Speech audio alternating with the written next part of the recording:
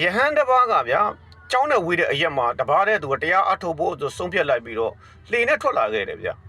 ကန်လေးလောက်ရောက်တော့မျက်လုံးလေးမေးပြီးတော့သူကတရားအထုတ်တာပေါ့တိတိဆိတ်ဆိတ်နဲ့စိတ်အနှောက်ယှက်လေးကင်းကင်းနဲ့နိုင်အတော်ကြသူကအထုတ်ပြီးတဲ့အချိန်မှာတော့တခြားလေတစ်စီးကသူ့ကိုလာတိုက်တာကိုသူရုတ်တရက်ခံစားလိုက်ရတယ်ဗျာမျက်လုံးလေးမိတ်လျက်ထားနဲ့ဗျာသူ့ဒေါသတွေမြင့်တက်လာခဲ့တာပေါ့ဒါကိုသူတိနေခဲ့တယ်သူမျက်လုံးဖွင့်လိုက်တဲ့အချိန်မှာတော့သူကတရားအထုတ်နေတာကိုလာပြီးနှောက်ယှက်တဲ့အဒီဓမ္မကိုသူချိန်မောင်းမဲ့လိုက်မယ်ဆိုပြီးတော့သူကအစင်းနဲ့ဖြစ်နေခဲ့တာပေါ့ဗျာ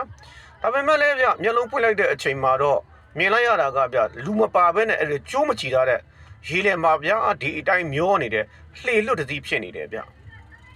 အဲ့ဒီအခိုက်အတန့်လေးမှာပဲယဟန်ကဗျကိုယ့်ဟာကိုအမှန်တမ်း